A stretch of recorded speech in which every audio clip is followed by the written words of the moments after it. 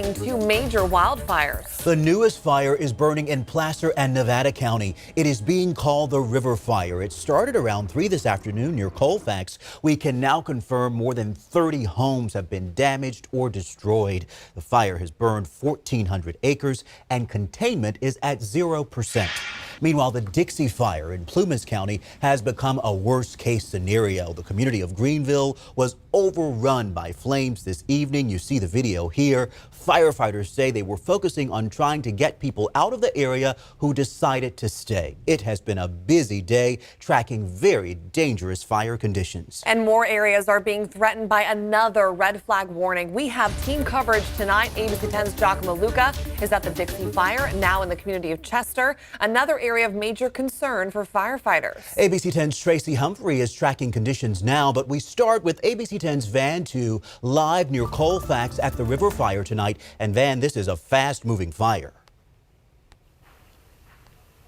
Chris Madison, it is devastating. We are at the end of Pineview Drive where homes have been reduced to rubble. It's really hard to tell what used to be here, but what we can show you is the kitchen stove of what used to be Ron Pucci's home. He tells me that directly behind his home is a view of the Bear River Canyon, and he says earlier this afternoon that fire raced up the hill so fast he and his wife barely made it out.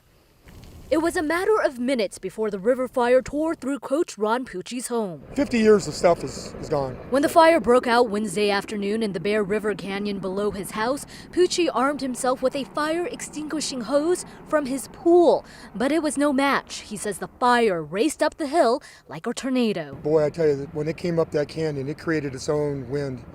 It was intense. It was blowing 50, 60 miles an hour. And he knew they only had minutes to get out. All of a sudden the wind kicked up, blew embers, smoke right in my eyes, and blew the water right back in my face. The next thing I know, there's fire on both sides of me. He and his wife Linnell grabbed irreplaceable photos and valuables, thankful to be alive.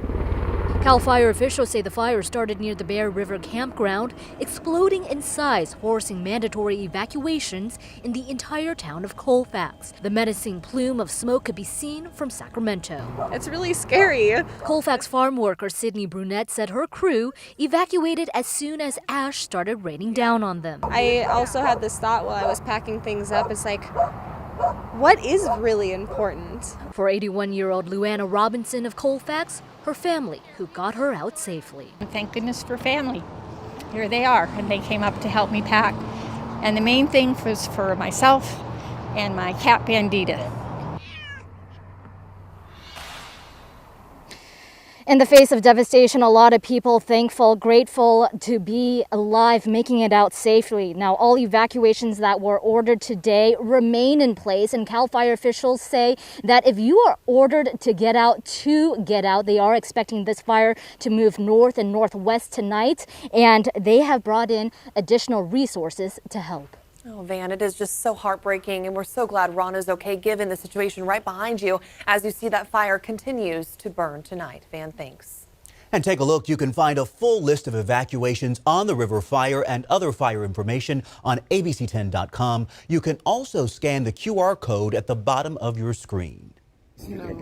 And returning to Greenville in Plumas County tonight, video from resident Teresa Clark shows tall flames, erratic fire behavior not far from Main Street. That larger building you see right there is the Sierra Lodge and Pioneer Cafe. You can see the flames looming just above the hill. I got off the phone with Teresa Clark after she was escorted out of Greenville to safety. She told me it was scary given how angry the fire was. It was crazy. There was just so much fuel on that mountain. It went so fast. Within 2 hours, our town was gone. We were sitting outside of town about a mile away, and you could hear propane tanks just exploding. And Teresa told me she does not think her home will survive this. She's devastated for her community and tells me the reality hasn't sunk in. All week we've been talking to a family just outside the town of Greenville. They ignored evacuation orders and decided they were going to stay to try and protect their home. But with a red flag warning declared just hours ago, the fire started devouring buildings, and Rhonda Reams watched as the fire moved dangerously close to property she's owned for 20 years. sat there and kind of watched it burn a little bit. I mean, burn the trees. There's propane tanks going off. It sounds like a war zone out there. With driving conditions looking downright apocalyptic, law enforcement giving Rhonda and her husband Greg a mandate. He says, if you don't leave now, we will arrest you. So it was like, well, okay, you know, you got to pick your battles and have to let them win that one. They raced down the hill to Crescent Mills, only to face new evacuations. Yeah, we got down to Crescent Mills and then we got kicked out of there. I'm trying to keep my sense of humor, but I'm basically just kind of numb right now. But they're thankful officers forced them to leave. They don't want in this fire, in this area, a death count, which I totally agree with because I've got too many other things to do. Oh, keep in mind, more communities are being threatened by the Dixie Fire tonight. Yeah, you see this map on your screen. The circle in red are communities north of Lake Almanor that were told to evacuate yesterday. That includes the community of Chester, where we find ABC 10's Giacomo Luca tonight. Well, first responders have been moving resources throughout the area for hours now in really a heroic effort to save life and property. Now Chester is essentially a ghost town as thousands evacuated, much of the town remaining intact. But fire continues to threaten the area as firefighters work to hold it back.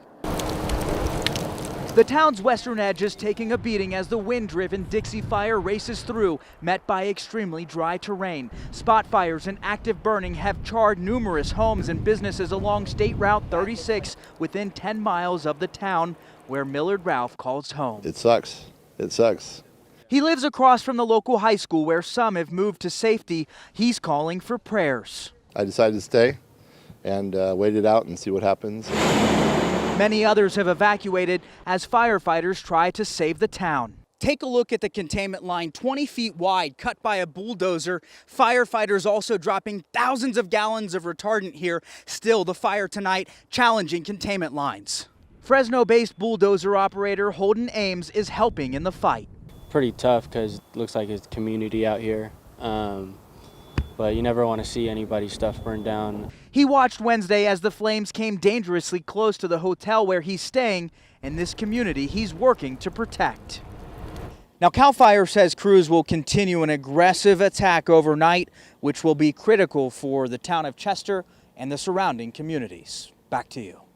Giacomo, thank you. You know, Madison, sadly, the dangerous fire conditions are not over. No, they're not. One fire behavior analyst we spoke to today says that he believes the Dixie Fire is not controllable until weather conditions change. So let's go over to ABC 10's Tracy Humphrey with the very latest. Tracy, these conditions are horrible. They are horrible, and one of the reasons why that Dixie Fire has been uncontrollable is because the latest weather forecast showing light and variable winds. So winds are changing in direction, and overnight tonight they will be rather gusty from time to time. That is why we do have that red flag warning in effect for everything that you see shaded here in the red, from the northern end of the valley through parts of the foothills well into the Sierra.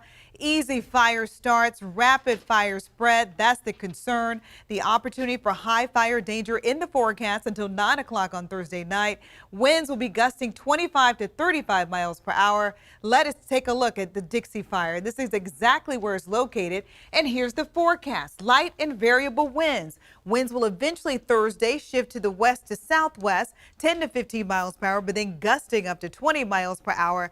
And let's not forget the River Fire. Now, that was the one that's near Colfax. Winds overnight tonight coming in out of the southeast around 5 to 10 miles per hour. But do note, technically, it is not in the red flag warning.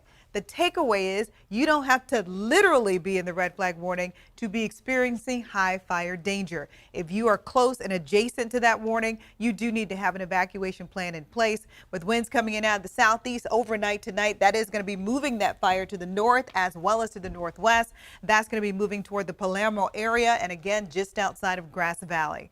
For us tonight, as far as our temperatures, things are cooling down closer to Sacramento with 62, 68 in Stockton, 59 degrees in Fairfield. Still pretty warm up in the foothills with 79 degrees in Auburn and about 20 degrees cooler with 59 in South Lake Tahoe. So as far as our regional highs, that's actually not the particular graphic I wanted to show you, but I can tell you anyway. Tomorrow's afternoon highs in the valleys in the upper 80s and the low 90s expected for the hills. Coming up, we'll take a look at the 10-day forecast. Temperatures go down, but then they're going right back up for the weekend. We'll carve out that forecast in just a few moments.